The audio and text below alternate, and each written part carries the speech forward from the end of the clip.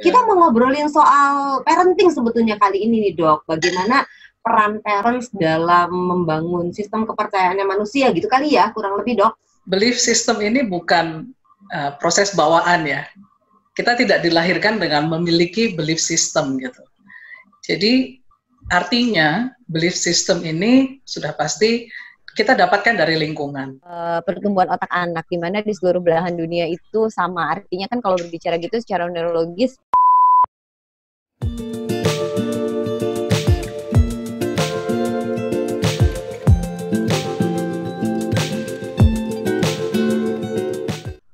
Hai teman-teman, apa kabar? Ya, nggak kerasa lagi kita maju lagi. Sekarang udah nyampe ke episode yang ke-11. Di episode yang sebelum-sebelumnya kita sudah membahas berbagai macam hal, mulai dari bagaimana menemukan tujuan kita, kemudian tahu diri kita itu siapa, akhirnya nyampe juga kepada apa sih nilai-nilai terpenting dalam hidup kita. Dan sekarang kita akan maju kepada langkah berikutnya adalah mengenali yang namanya landasan kepercayaan atau di dunia umum disebut dengan belief system.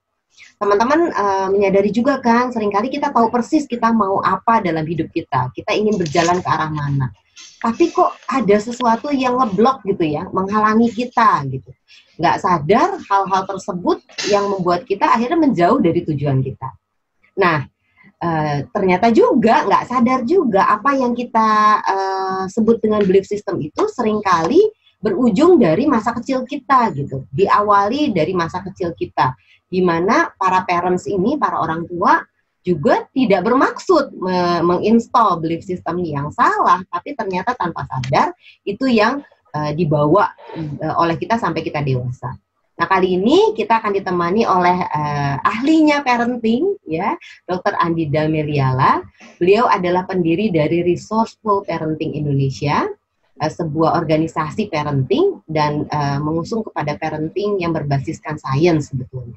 Jadi senang banget ada Dr. Andi yang akan membahas gimana tuh parenting tanpa sengaja bisa menginstall belief system yang ternyata tidak memberdayakan nanti pada akhirnya.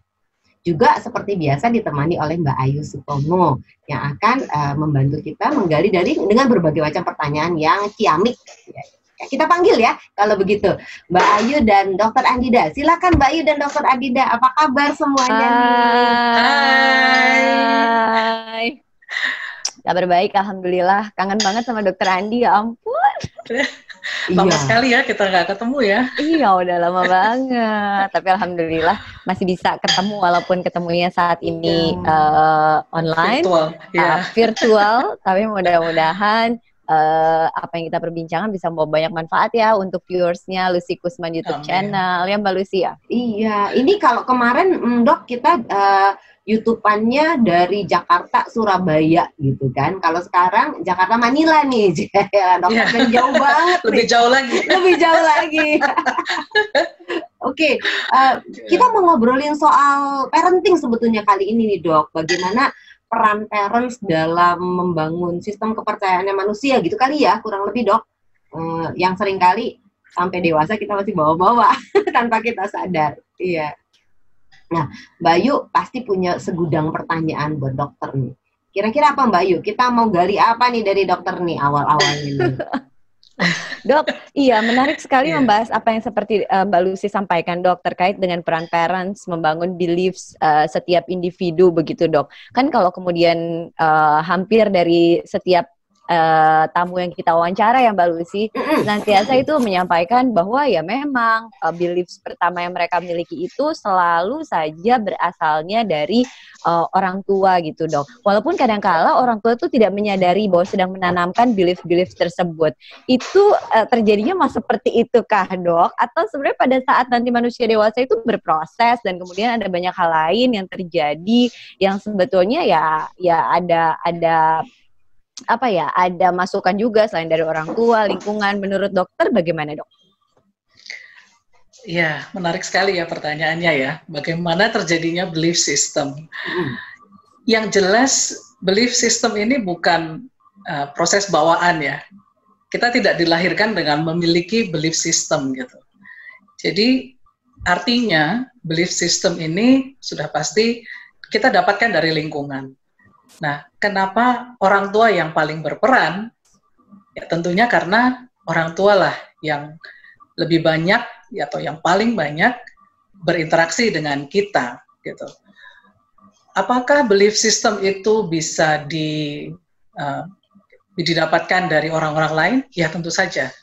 Itu biasanya kita mendapatkan itu kan dari orang-orang terdekat kita, misalnya guru atau siapapun orang yang, terutama orang yang membekas dalam perasaan kita ya, entah itu positif atau negatif gitu. Ya.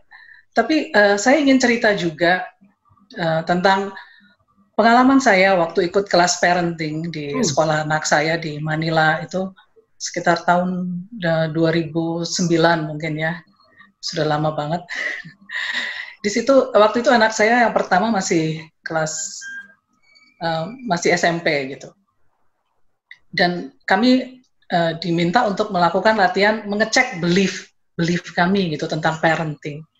Wow, itu luar biasa sekali gitu. Saya jadi baru sadar bahwa ternyata selama ini saya punya belief yang saya tidak tahu datang dari mana, tapi itu secara otomatis saya jalankan gitu. Kemudian saya belajar bahwa ternyata kan apa yang kita lakukan, apa yang kita pikirkan itu 95% itu tidak kita sadari. Jadi artinya yang namanya belief system itu kan sudah tertanam sangat dalam di bawah alam bawah sadar, sehingga kita alam sadar kita tidak lagi memikirkan itu, dan kita menjalankannya dengan otomatis. Jadi kalau kembali ke parents, saya pikir penting sekali bagi kita untuk melakukan exercise ini. Sebenarnya belief apa sih yang kita miliki, dan apakah itu lalu kita menilai gitu ya, apakah itu cocok, apakah itu sudah menurut kita sudah bagus dan kita teruskan, atau itu belief yang perlu dibuang karena itu mengganggu hubungan kita dengan anak kita. Gitu kira-kira ya. Iya, iya. Balik lagi, aku selalu ingat kalau Dokter Andida ngingetin kita nih para parents, bahwa parents tuh harus punya parenting goals gitu ya, Dok ya. Iya. Jadi kalau barusan dokter mengatakan, coba dicek belief system kita apakah menghalangi atau mendukung relasi kita dengan anak kita gitu. Itu salah satu sebetulnya kalau dari pembicaraan kita sebelum-sebelumnya sih, secara umum kita bisa lihat kita perlu mencek belief kita apakah dia mendorong, membantu kita atau menghalangi kita mencapai tujuan kita. Kurang lebih gitu ya Mbak Iya ya, miripnya ya. Iya, benar. Dengan obrolan kita sebelum-sebelumnya ya. Dan tetap berarti walau dalam proses parenting saja, kalau kemarin-kemarin itu kita berbicara mengenai individu, kan ada baiknya dalam perjalanan individu itu selalu punya goal mau kemana gitu ya, punya tujuan.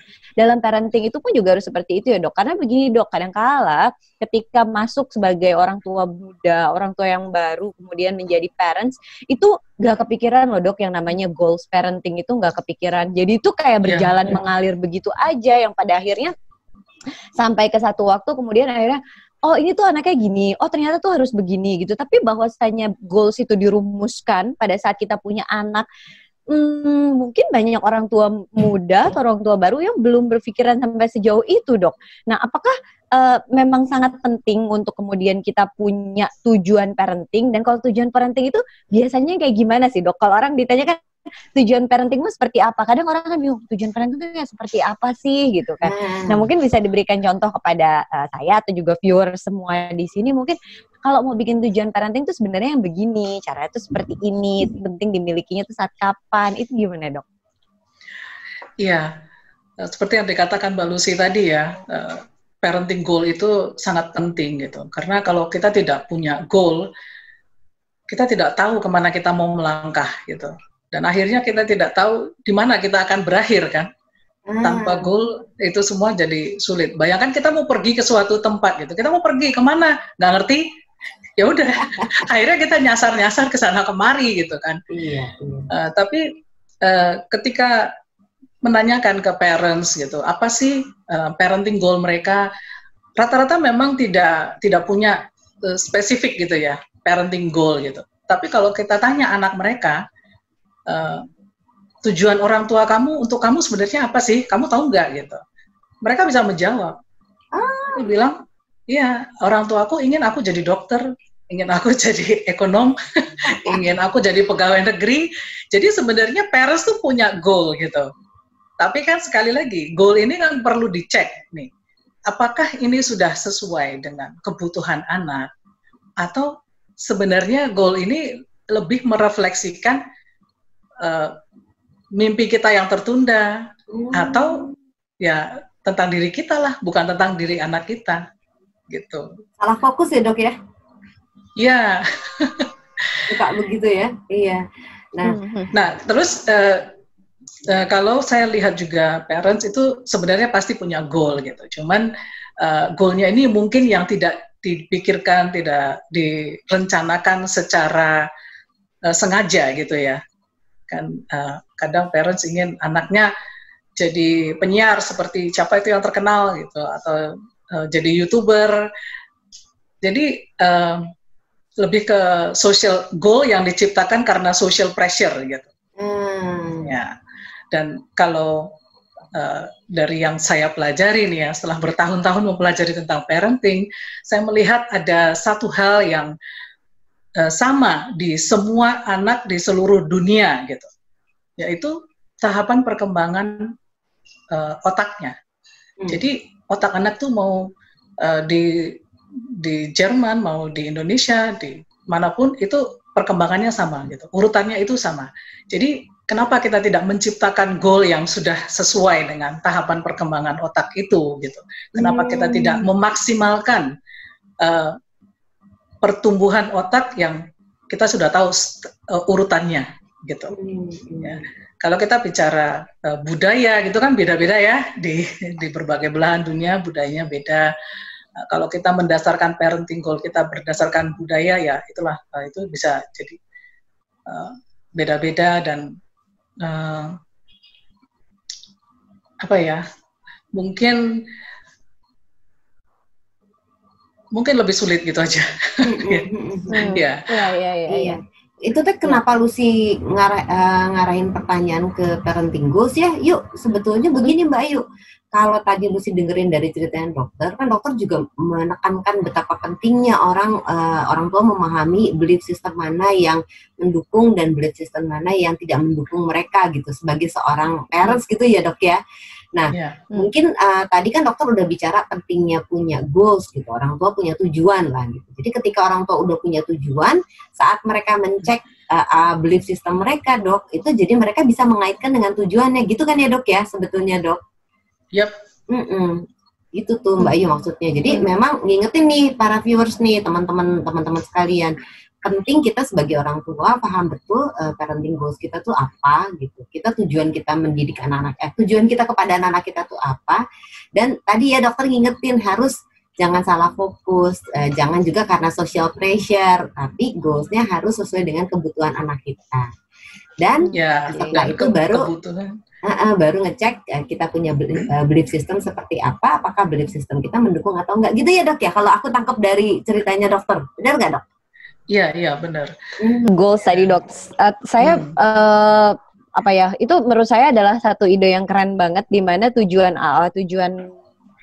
orang tua atau goal orang tua itu kemudian diselaraskan dengan pertumbuhan otak anak, di mana di seluruh belahan dunia itu sama. Artinya kan kalau berbicara gitu secara neurologis, tahapannya di umur segitu, tahapannya segitu, kemudian sampainya di situ, bisanya harus itu sebetulnya kan di seluruh dunia itu sama, tidak kemudian dibedakan oleh aspek sosial dan yang lain-lain ya dok. Apakah artinya kalau kemudian kita membuat tujuan parenting atau tujuan pengasuhan itu ada baiknya kita pilah-pilah berdasarkan usianya dok? Ya, sudah pasti itu ya, karena kan tingkat kematangan anak akan berbeda-beda dengan usia yang berbeda gitu. Tapi yang paling penting adalah di usia dini ada masa di mana kita katakan itu adalah masa emas, di mana sel-sel otak anak itu jumlahnya luar biasa banyaknya gitu ya. Dan ini harus dimanfaatkan. Nah, cara memanfaatkannya seperti saya katakan tadi, kita stimulasi sesuai dengan tahapan perkembangannya gitu. Misalnya yang sudah pasti panca indera gitu. Panca indera itu harus dimaksimalkan gitu. Anak harus diajak untuk keluar supaya bisa melihat cahaya, anak harus sering diajak bicara, dinyanyikan supaya pendengarannya jadi makin tajam gitu kan. Kemudian kalau ini infrastruktur yang kita bangun di usia dini ini, kalau kita maksimalkan dengan baik, maka akan menjadi fondasi yang kokoh untuk tahapan perkembangan yang berikutnya gitu. Kayak bangun gedung gitu ya dok ya, harus kuat dulu, fondasinya harus kuat dulu, dalam, baru bisa bangun lantai 1. Udah gitu lantai 1 udah kuat, lantai 2 gitu ya dok, maksudnya kayak gitu ya dok ya? Betul sekali. Oke. Dan berarti fondasinya itu adalah stimulasi sensor atau indera gitu ya dok? Ya, mayoritas adalah stimulasi untuk panca indera. Ada lagi yang lain yang perlu dikembangkan adalah fungsi eksekutif otak ya. Itu juga mulai online di usia dini, mulai umur 6 bulan aja udah mulai bisa kita ajak bermain. Fungsi eksekutif otak itu kayak CEO di otak gitu ya. Jadi dialah yang bertanggung jawab, bagian otak yang bertanggung jawab untuk membuat perencanaan sampai ke eksekusi gitu. Ini kan skill yang sangat dibutuhkan oleh setiap orang ya. Dan fungsi eksekutif otak ini juga perlu dikembangkan di usia dini supaya anak-anak kita nanti bisa berpikir di tingkat tinggi gitu. Higher order thinking itu sebenarnya dibangun sejak usia yang sangat dini gitu, di usia bayi malahan. Nah, misalnya tadi ada 3 hal yang perlu dibangun di usia dini, yaitu working memory, kemudian mental flexibility, sama self control. Caranya membangun juga sederhana sekali kok sebenarnya gitu, kayak main ciluba, itu sudah membantu menstimulasi fungsi eksekutif otak gitu, Mbak Ayu. Saya mau bikin contoh aja gitu ya. Itu yang kami cek itu adalah apakah memuji anak itu hal yang bagus untuk anak gitu. Nah, kan selama ini kita selalu memuji anak gitu ya, apa-apa dipuji, sedikit saja dipuji, tiba-tiba ditanyakan begitu kita bingung semua. Terus kita semua jadi meragukan gitu. Apakah ini hal yang positif atau tidak gitu. Nah, kemudian dicek lagi ke tujuan parenting ya, the parenting goal, bahwa kita ingin punya anak itu yang dia bisa mengenali dirinya dan menjadi dirinya gitu. Nah, lalu kita sambungkan dengan memuji tadi. Ternyata kalau kita memuji anak, terutama kalau pujiannya itu kosong, ternyata itu adalah sebenarnya metode untuk mengontrol anak kita. Nah, kalau kita berusaha mengontrol, pujian kosong gimana maksudnya? Pujian kosong itu ya nggak spesifik, terus sekedar sambil lalu gitu ya dok ya. Tapi nggak mindful kepada anaknya. Maksudnya kayak yang mama lihat ini aku punya, oh ya bagus. Tapi sembari kayak main handphone atau apa itu yang gitu. Iya, sekedar good job ya, kamu cantik. Yang bukan, yang nggak berhubungan dengan effort yang dilakukan oleh anak, misalnya kayak gitu. Ternyata memuji anak itu juga ada tekniknya ya. Dan itu teknik itu perlu kita pahami karena kita merusak atau membangun anak itu bedanya tipis banget gitu. Dari memuji aja ya dok ya? Bisa kayak gitu ya? Ya, jadi kalau dibilang waktu itu kan kita semua tahu. Mungkin mayoritas orang tua saya yakin sudah tahu bahwa menghukum anak, terutama memukul, hukuman fisik itu tidak bagus untuk anak. Ternyata memuji itu efeknya nggak jauh-jauh beda gitu. Sama-sama metode untuk mengontrol anak, bukan metode untuk membangun kesadaran anak akan dirinya, lalu membangun motivasi dari dalam diri anak itu sendiri gitu. Oke. Dok, sebelum kita mendalam ke arah sana nih, aku ada beberapa hal yang mungkin pengen di-clarify kali sama dokter nih, Dok, ya, diklarifikasi. Tadi tentang memuji, Dok. Memuji itu sebetulnya kan kalau kita tidak melakukannya dengan tepat, maka sebetulnya itu bisa menjadi salah satu cara orang tua mengontrol anak gitu kan. Tadi dokter mengatakan. Itu mungkin boleh dieksplor lebih lanjut, Dok, dijelasin lebih lanjut. Maksudnya gimana sih gitu? Kok memuji jadinya bisa ngontrol anak tuh, dan kenapa itu jadi tidak baik? Itu gimana sih, Dok?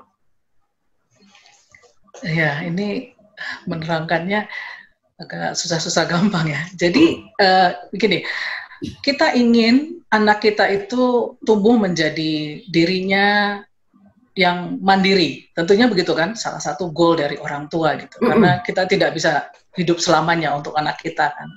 Kita ingin anak kita mencapai kemandirian di usia tertentu.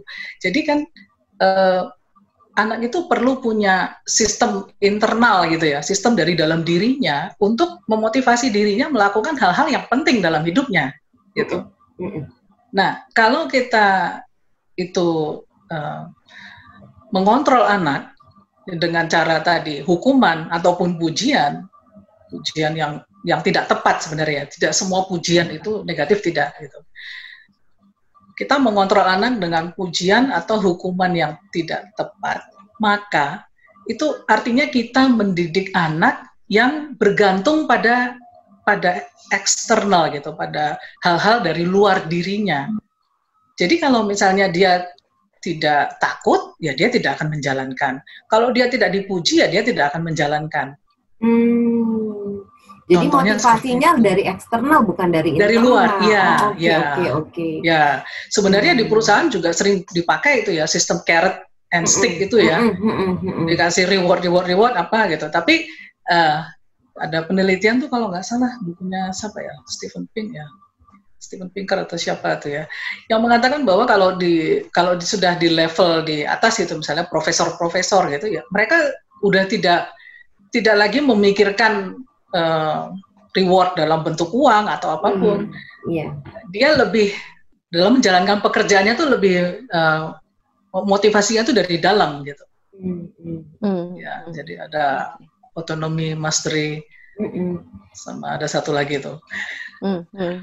Dan biasanya memang motivasi yang munculnya dari internal atau dari dalam diri itu bertahan jauh lebih lama ya, dokter? Ya, lebih sustainable. Sustainable dibandingkan dengan yang sistemnya itu reward dan punishment. Kalau kita tadi bilang kan berarti kan ada reward ketika dia dapat sesuatu dan ada punishment, dan si bentuk pujian yang kurang tepat ini lebih masuk kepada reward, sehingga itu termasuk mengendalikan perilaku dengan reward punishment itu ya, dokter? Masuknya seperti itu kali ya? Oke. Jadi ini viewers kalau mau memuji anak harus benar-benar hati-hati, sehingga tidak salah pujiannya itu tidak kemudian justru membuat anak menjadi salah dalam proses pertumbuhannya, begitu ya, Dok ya? Jadi memujinya jangan kosong gitu ya, Dok ya, tapi bicara soal perilakunya juga lebih spesifik kali ya, Dok, gampangannya gitu ya. Spesifik dan lebih merupakan feedback sebenarnya ya, feedback atas apa yang dilakukan oleh anak. Jadi instead of contoh, mungkin aku bisa kasih contoh dan dokter tolong info bener nggak nih contohnya gitu ya. Jadi kalau saya puji anak saya, kamu pintar gitu, itu sebetulnya lebih kepada sesuatu yang kurang tepat. Tapi kalau saya puji anak saya, kamu kemarin belajar dengan rajin sehingga kamu bisa mendapatkan nilai 8, jadi saya mami menghargai kamu gitu. Itu jauh lebih tepat ya, Dok, karena ada perilakunya, ada feedback dari apa yang dia lakukan, kayak gitu ya, Dok ya. Bedanya antara pujian yang tepat dan pujian yang tidak tepat seperti itu. Betul, dan anak juga bisa melihat kan sebab akibatnya gitu. Dia belajar dengan keras, dia mendapatkan hasil yang sepadan gitu. Dan kalau misalnya ada masalah juga kita bisa bantu anak kita untuk melihat, misalnya dia sudah belajar keras tapi nilainya belum terlalu bagus, kita bisa evaluasi juga kan gitu. Jadi gampangannya sih kalau aku melihatnya, kalau ingin memuji dengan lebih tepat adalah lakukan dengan lebih spesifik gitu. Apa yang dilakukan oleh anaknya yang menyebabkan dia dipuji itu disampaikan gitu ya, Dok ya, kurang lebih ya. Iya. Balik ke topik nih, Dok, Mbak Ayu, aku pengen nanya lagi ke dokter nih. Dari yang tadi barusan dokter ceritakan, catatannya udah banyak banget itu. tentang pertama adalah pentingnya memiliki parenting goals. Lantas bagaimana kita bisa menumbuhkan motivasi internal dari anak, plus memahami betul tahapan perkembangan dari anak sehingga kita bisa memberikan fondasi yang tepat kepada anak dan bergerak dari satu langkah ke langkah berikutnya sesuai dengan tahapan perkembangan anak. Itu sambungannya ke bagaimana belief system terbangun, gimana tuh dok? Kalau kita melihat, karena saya kok melihatnya ada kaitannya nih dok, bagaimana sebuah belief system dalam diri seseorang itu terbangun dengan apa yang tadi barusan dokter sampaikan. Mungkin dokter bisa ceritakan kepada kita dari sisi itu dok. Ya, jadi salah satu tahapan perkembangan yang perlu distimulasi sejak dini itu adalah tahapan emosi, ya. Ini mungkin yang banyak sekali orang belum tahu gitu, karena ilmunya tuh masih baru gitu. Bahwa emosi itu juga bukan bawaan gitu, sama dengan belief system. Padahal kan yang kita sering dengar selama ini adalah bahwa anak itu memang apa ya? Kita mengatakan bahwa emosi itu adalah faktor genetik gitu kan, bawaan gitu. Itu kan orang tuanya juga suka marah, orang tuanya juga pemarah, pantas aja anaknya pemarah. Turunan dok ya? Ya. Turunan ya, faktor bawaan gitu. Padahal ternyata research tentang emosi menunjukkan bahwa emosi itu pun ternyata dibentuk oleh lingkungan gitu. Mungkin contoh yang paling gampang itu adalah kalau kita lihat anak di Jakarta gitu, lihat ular, gimana reaksinya? Pasti terbirit-birit kan ya. Saya juga akan terbirit-birit gitu kalau ngelihat ular gitu kan. Tapi bagaimana dengan anak di pedalaman? Apakah dia juga punya rasa takut ketika melihat ular? Tidak. Gitu. Main jadi ya dok ya? Dipakai main bahkan. Ya, ini contohnya gitu, bahwa emosi, ini contoh yang ekstrim gitu ya, bahwa emosi itu dibentuk oleh lingkungan. Yang dibawa oleh anak waktu lahir itu hanya rasa nyaman dan tidak nyaman, kira-kira gitu. Jadi kalau misalnya popoknya basah, maka dia merasa tidak nyaman, dia akan teriak gitu. Bayi lapar, nggak nyaman, teriak gitu. Jadi hanya nyaman dan tidak nyaman. Jadi makanya kalau kebutuhan dia dipenuhi, maka dia akan merasa nyaman. Nah, kembali ke kenapa kita tadi perlu menitik beratkan pada perkembangan, menstimulasi tahapan perkembangan emosi, karena inilah nanti yang akan menjadi bagian terbesar dari diri kita ketika kita mengambil keputusan apapun kan ya. Jadi belief system itu sangat terkait dengan perasaan ini tadi. Gitu. Ketika orang tua mendidik anaknya, anak akan menangkap belief yang dikirimkan oleh orang tuanya itu. Misalnya, anak akan menangkap bahwa dia adalah anak yang berharga, gitu. Ini kan didapat dari perlakuan yang dilakukan oleh orang tuanya kepada dia kan. Atau anak merasa bahwa dia anak yang nakal, anak yang bodoh, anak yang ya tidak berharga, itu kan dia dapat dari lingkungannya gitu. Iya, itu ya dok rupanya ya. Jadi menarik ya kita. Jadi sebetulnya Mbak Ayu, belief system itu bisa dibentuk dengan tadi kata-kata orang tua, terus tindakan orang tua, bahkan emosi yang disampaikan oleh orang tua tanpa dikatakan pun sebetulnya bisa membentuk sebuah sistem kepercayaan ya dok ya, benar nggak sih? Kalau Mbak Ayu dan dokter nih sebagai ahli-ahlinya nih gimana ngelihatnya nih? Ya, apalagi kalau anak-anak yang anak masih usia dini itu kan dia seperti spons gitu ya otaknya, dia akan menyerap, bahkan bisa menyerap perasaan-perasaan yang dialami oleh orang tuanya. Seperti misalnya di masa pandemi ini, kalau orang tua cemas, itu sangat mudah ditangkap oleh anaknya, gitu. Dan ini kalau kalau kita tidak menyadari, maka akan bisa menjadi belief ataupun menjadi trauma bagi anak itu, gitu kan? Gitu ya dok. Ternyata. Dan makanya kalau menurut saya saya setuju banget sama apa yang disampaikan sama Dokter Andi tadi, bahwa sebetulnya kita sebagai parents itu harus tahu goals-nya di mana, kemudian kita harus cek belief kita apa, sehingga kalau misalnya ada belief kita yang kemudian nggak mendukung goals tersebut, memang harus kita putus, istilahnya seperti itu. Karena bagaimana kita bersikap, kita sebagai orang tua ya, bersikap dan berperilaku, itu kan senantiasa 95% nggak kita sadari dipengaruhi oleh belief system kita. Nah, ketika kita nggak menyadari belief system kita tersebut, maka kita akan berperilaku dan bersikap kepada anak kita seperti nggak dikendalikan oleh si 10% atau 5% alam sadar yang memang sebetulnya fungsinya untuk mengontrol itu. Nah, sehingga ketika akhirnya keluar itu kepada anak, seperti efeknya itu akan banyak sekali gitu. Bahkan di beberapa kasus ya dok, ini sedikit sharing, ada kasus di mana yang datang itu adalah misalnya usia dewasa muda, kemudian merasa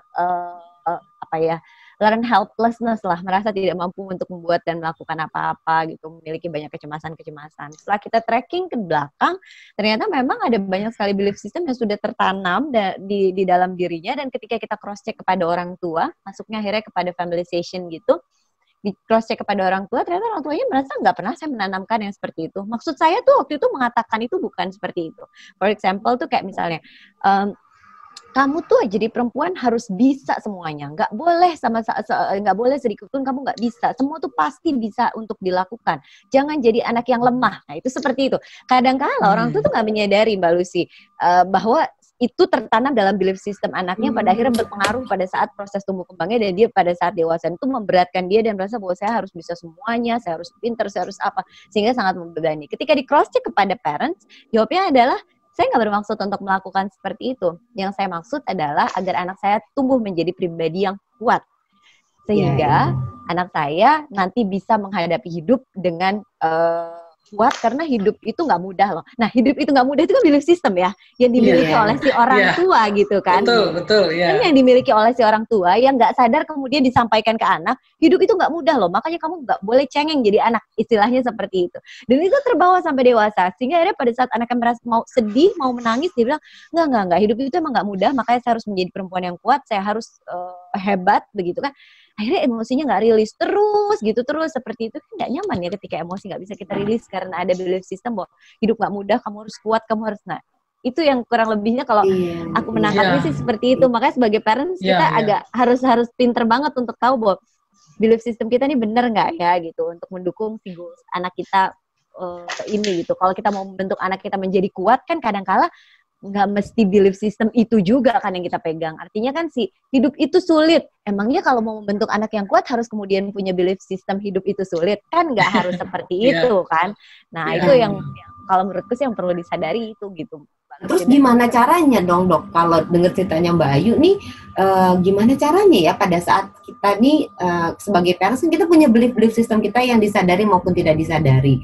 Jangan, kita sekarang jadi memahami jangan sampai belief system yang kita maksud baik terus kita sampaikan ke anak kita, terus anak kita menangkapnya dengan salah atau memaknainya dengan cara yang berbeda, akhirnya malah menghancurkan dia. Itu gimana tuh caranya dok?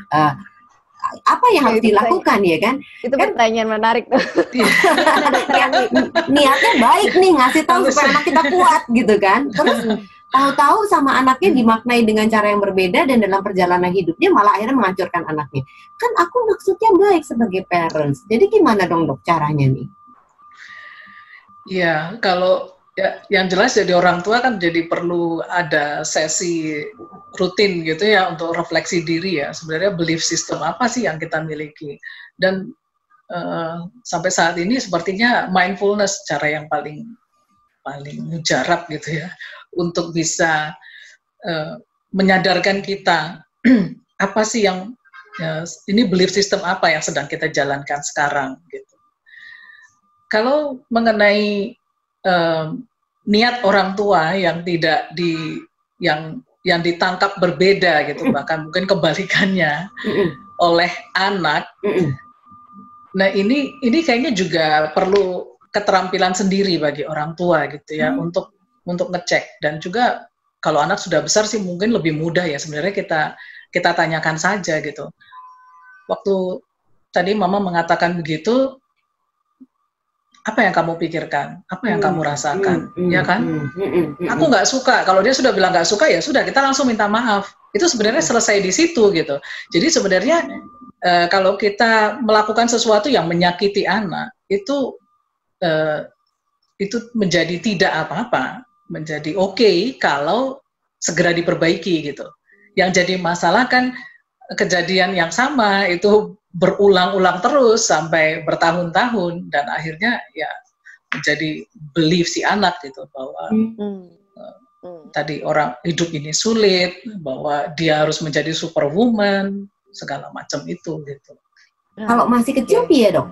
Kalau udah besar kan komunikasi lagi akhirnya ya. Bagaimana kita intens berkomunikasi dengan anak kita, secara jujur mau berdiskusi dengan anak kita gitu kan. Kalau udah bisa diajak ngobrol enak nih di remaja lah gitu ya. Tapi kalau masih masih anak-anak gitu, iya toh dok. Silakan. Tadi saya cerita tentang bagaimana betapa pentingnya gitu menstimulasi perkembangan emosi anak. Jadi itu kan ada tahap-tahapannya itu ya. Ada 4 tahap itu yang dimana kita perlu membantu anak untuk mengenali emosi, menyadari emosi, mengekspresikannya, kemudian mengelolanya gitu. Jadi kalau untuk anak usia dini, yang pertama kali kita perlu lakukan adalah membangun kosakata emosi. Gitu. Banyak loh orang dewasa yang kosakata emosinya itu minim gitu. Jadi taunya cuma marah sama sedih senang biasanya gitu. Dok. Senang, marah, sedih, udah dok. Cuma 3 biasanya. Nah, padahal ada ribuan ya. Padahal spektrum emosi kan banyak banget ya dok ya. Ya, dan semakin kaya kosakata kita akan emosi itu kita jadi semakin resilience gitu. Jadi, gitu ya dok ya? Ya, itu. Itu kenapa dok? Menarik tuh dok. Kaitannya resiliensi dengan pemahaman emosi. Jadi kan kita jadi lebih memahami sebenarnya ini masalah ada di mana sih. Biasanya kan kita kalau sadar emosi itu kan pas yang negatif gitu kan ya. Kalau yang senang-senang kita mungkin jarang menyadari gitu. Tapi sebenarnya keduanya perlu dibangun. Emosi positif ataupun negatif itu sebenarnya itu adalah informasi bagi kita gitu. Untuk kita bisa kemudian mengambil tindakan kan begitu. Nah, kalau emosi kita itu, kalau pemahaman kita akan emosi lebih akurat, kita bisa bayangkan tentunya decision making kita juga lebih akurat kan ya? Iya. Ya, kira-kira seperti itu sih. Okay. Jadi kalau kita senang itu kan banyak sekali sebenarnya. Ada bangga, ada bahagia, ada puas, banyak gitu.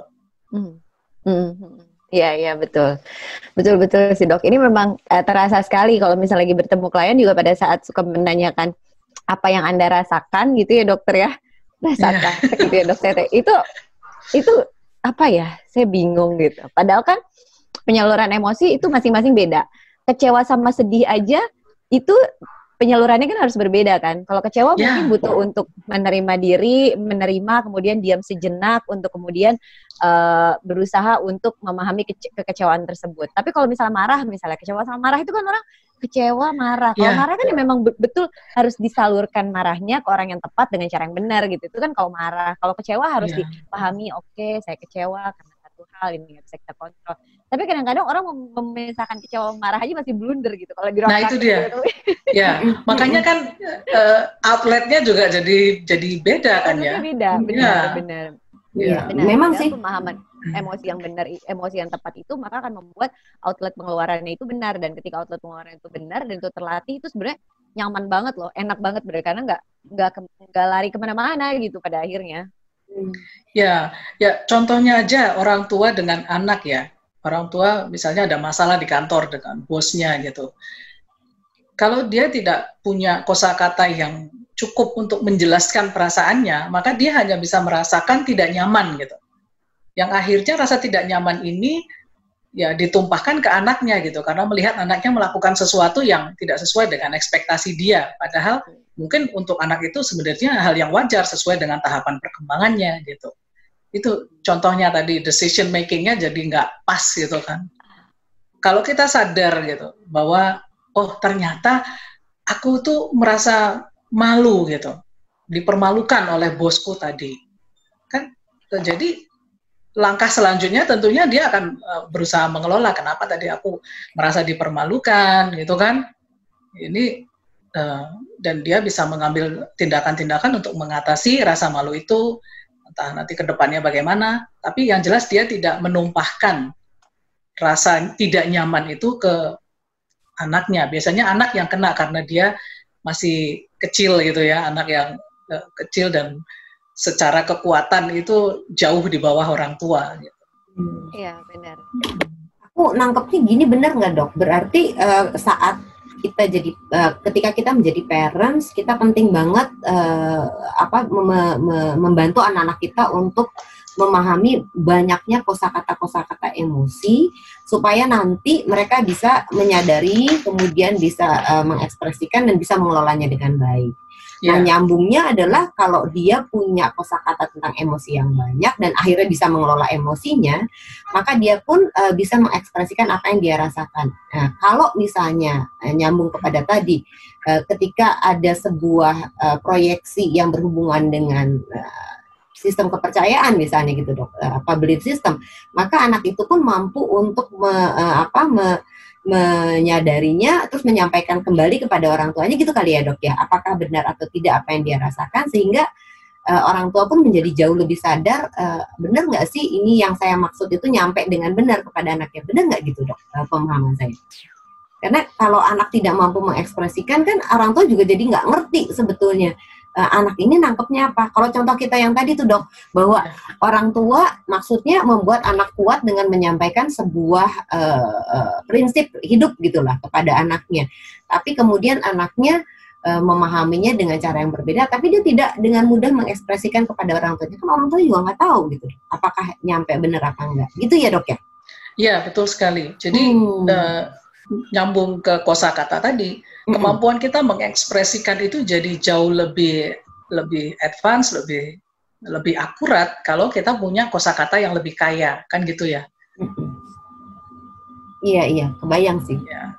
Nah, jadi sebagai parents, apa dong dok yang harus kita lakukan untuk memastikan bahwa kita tidak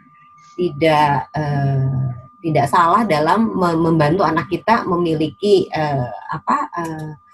belief system yang tadi kita bahas itu dok gitu. Saya masih ngebayangin deh, kita serba takut nggak sih dok? Berarti sebagai parents nanti ngomong ini anak saya nangkepnya salah gitu nggak sih dok? Atau gimana? Apa yang harus kita lakukan nih? Iya, tentunya yang paling penting adalah sebagai orang tua kita selalu mengecek gitu belief system kita, apakah sudah membantu relasi kita dengan anak atau justru menjauhkan gitu kan. Apalagi ya selain setelah kita mengecek, maka yang penting lagi dibangun adalah tentunya komunikasi dengan anak tadi kan.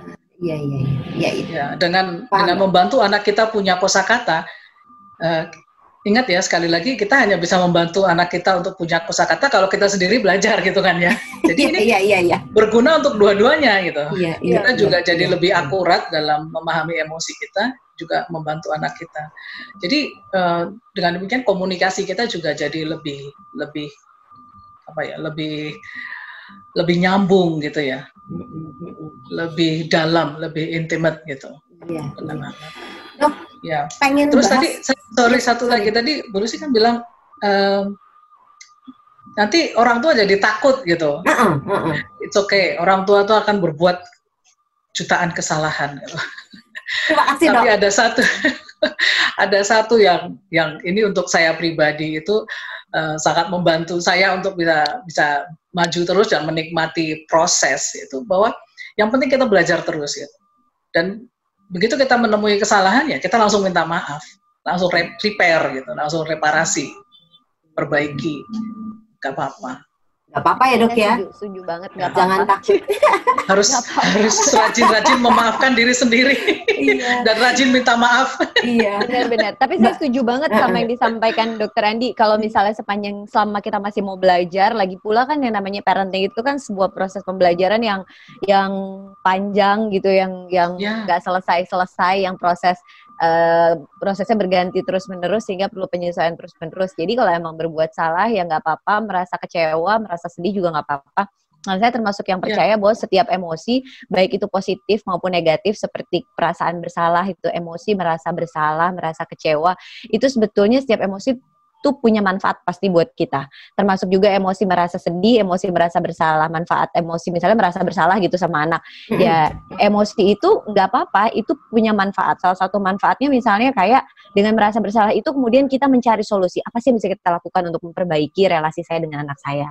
Itu kan muncul karena ada rasa bersalah di dalam diri kita gitu. Sepanjang rasa bersalahnya itu mungkin nggak terlalu berlebihan dan berlarut-larut gitu ya dok ya. Sehingga akhirnya menjadi satu emosi dominan yang ada di dalam diri kita gitu. Dominannya adalah emosi bersalah terus. Ya repot tentunya kalau seperti itu. Tapi bahwasanya proses parenting itu adalah proses belajar terus-menerus. Jadi salah juga nggak apa-apa gitu ya Mbak Lucy. Iya, itu bisa dibenerin kok, asal berani minta maaf gitu ya sama diri sendiri dan sama anak. Itu menenangkan sekali. Dokter, saya dan Mbak Ayu sebenarnya pengen ngobrol banyak nih sama dokter, tapi kayaknya waktunya memang sudah harus kita selesaikan di sini. Kemarin sempat sama Mbak Ayu kita ngobrol, kayaknya kita harus bikin sesi khusus tentang parenting ya Mbak Ayu ya. Nanti kita bahas nih, kayaknya seru banget nih buat teman-teman yang mendengar juga. Karena kayaknya nggak cukup. Niatannya hari ini cuma ngomongin soal bagaimana proses sistem kepercayaan itu atau belief system itu terbangun di dalam diri anak.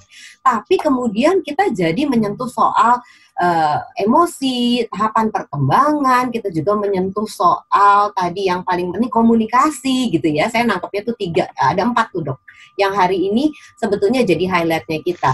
Mulai dari tadi memahami tentang bagaimana sistem kepercayaan itu terbentuk, tahu-tahu kita juga harus ngerti bagaimana ternyata membangun kosakata emosi anak dari mulai mengenali, akhirnya anak-anak bisa sampai menyadari, mengekspresikan, bahkan mengelola.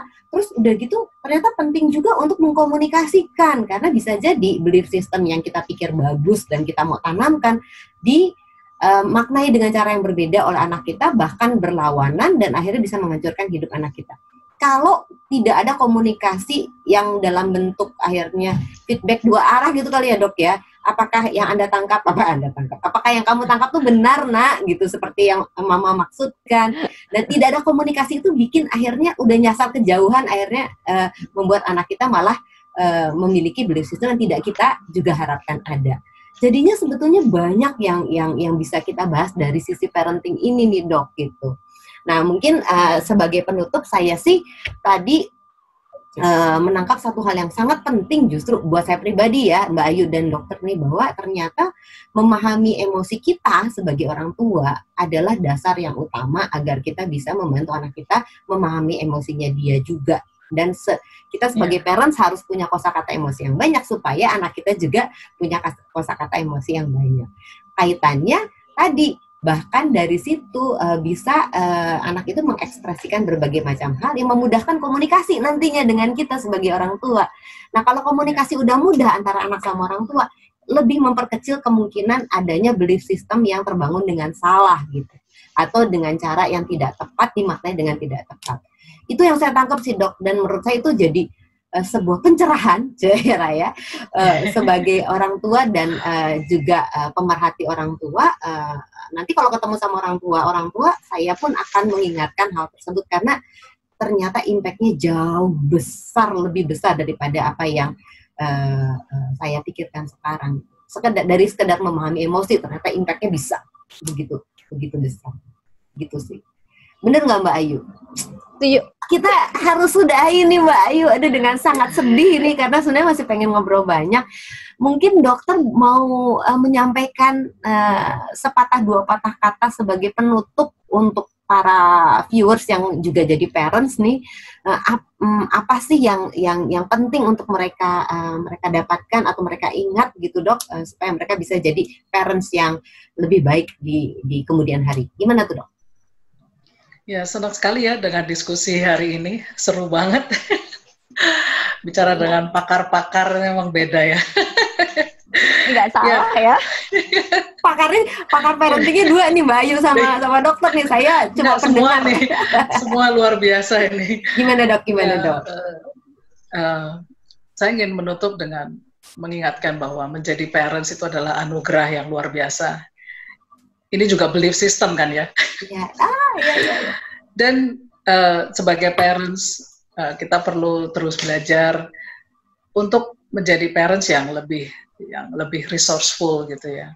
Dan juga kita perlu bergandengan tangan dengan siapa saja, dengan parents lain, dengan ahli, agar perjalanan kita menjadi parents itu jadi lebih menyenangkan dan bermakna. Terima kasih. Terima kasih dokter. Terima kasih Mbak Ayu sudah ditemani. Sama-sama Mbak Lucy. Ya, jadi sama seperti kehidupan pun sebagai seorang pribadi, teman-teman, menjadi parents juga harus terus-menerus bertransformasi ya, Mbak Ayu ya, dan dokter ya.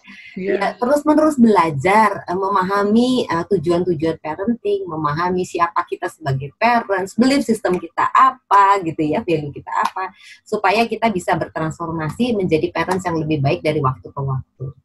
Sama seperti sebagai seorang individu, teman-teman, bertransformasi diri akan membuat hidup kita jadi lebih berarti. Terima kasih dan sampai kita jumpa lagi di episode berikutnya.